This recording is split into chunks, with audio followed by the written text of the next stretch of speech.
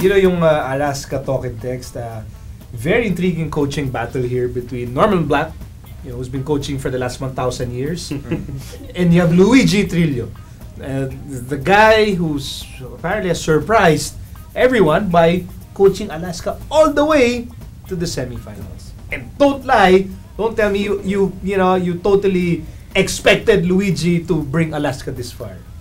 Come on. Ako ba? Ikaw, yes. I'm looking at you and I'm asking you. Pinapaalala ko lang nanonood si Coach. Oo nga kay Coach Luigi. Hindi, at the minimum, all Alaska fans were skeptical about Coach Luigi entering into the season because just based on the track record of how Alaska finished their conference last year, no? So, it really is a big surprise how well he's really led the team this year. And some people are saying, and I agree with them, Coach of the Year siya. I mean, Coach of the Conference. Coach of the Year na kagad! Hyperbole. The coach of the conference, si Luigi Trillo, based on the expectations of Alaska and you know how far he was able to bring them. So impressive stuff from Coach Luigi. Impressive. I am a believer. Yeah. Were you a believer before? No, I wasn't. But you're a believer now. Yes, I am. Well, I admire you for your honesty. Hi, Coach. Norman Black, Luigi Trillo. I mean, is this like, I don't know, David and Goliath coaching wise? On paper, it is. You can't deny the fact that Coach Norman Black is proven and Coach Luigi is not. However, the one thing na is going for Luigi, parang yung tirador ni David against Goliath, is Norman Black can study.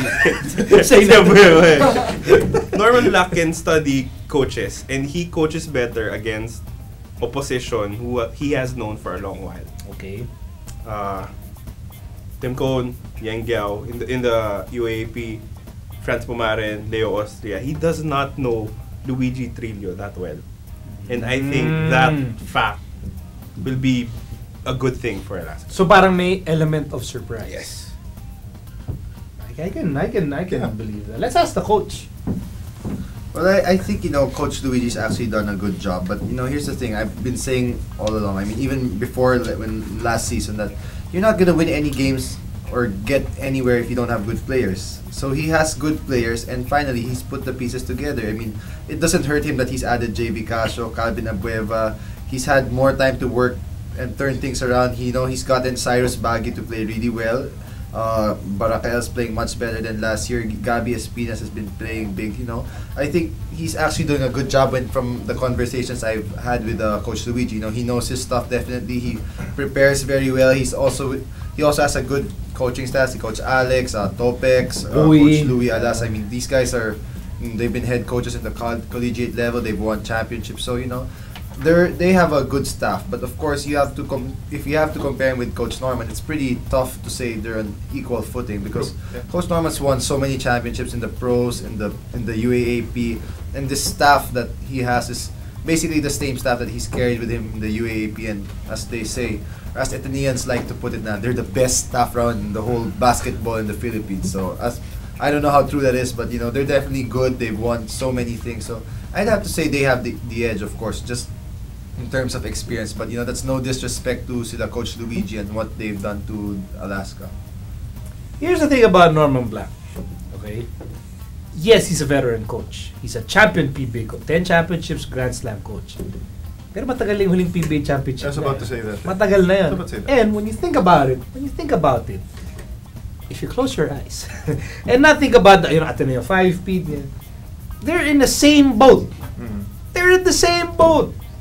Norman is with a new team with new players. You can more or less say the same with Luigi. Medyo may lamang pa kasi Luigi dahil na may one conference siyang head start.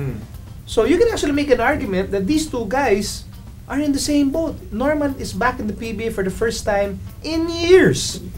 So parang if someone said, you know what, baka quits lang sila. Kasi iba yung coaching sa PBA, iba yung coaching sa UAP, diba? And Luigi say, thank God. Kasi siyempre sa UAP, nahirapan siya because of, lack of manpower and what have you. But, ako parang I'm leaning towards the argument na it might not be as lopsided as some people may think. Even especially with how Talk and Text fared in the quarterfinals against Air 21. this was a team na everyone was expecting Talking Tex to just, dispose of Air 21 right away. Pero nakalusot lang sila sa awa ng Diyos eh. And it shows that as strong as the lineup is of Talking Tex, si Coach Norman is adjusting to the players also as well. Like what you said nga, we all remember Coach Norman winning 5 titles with Ateneo. Pero does anyone remember when was the last time he won a PBA championship? If I remember correctly, hindi nga masyadong maganda yung records niya towards the end of his PBA coaching career. So he's still getting his feet wet eh. And even in the college, when he went to the college ranks, he didn't win championships for Ateneo right away. He lost his first 2 years. So there's a feeling out process for Coach Norman na people tend to gloss over also. What do you think? I don't think it's as lopsided as everyone thinks it is. Kasi as yung Filipino basketball fans, medyo nostalgic yan eh. If you say Norman Black, we suffer from selective memory. Naaalala niyan yung glory days of San Miguel and what have you. And if you day. compare that against Luigi, Trillo hasn't won anything yet in the PBA, syempre magiging lopsided. But if you compare it, Talking Tex has no business losing, on paper, has no business losing to Alaska. If you compare it man to man, they don't. But then, Alaska was able to beat Talking Tex. And what does that tell me? It tells me that the coaching is not that far apart.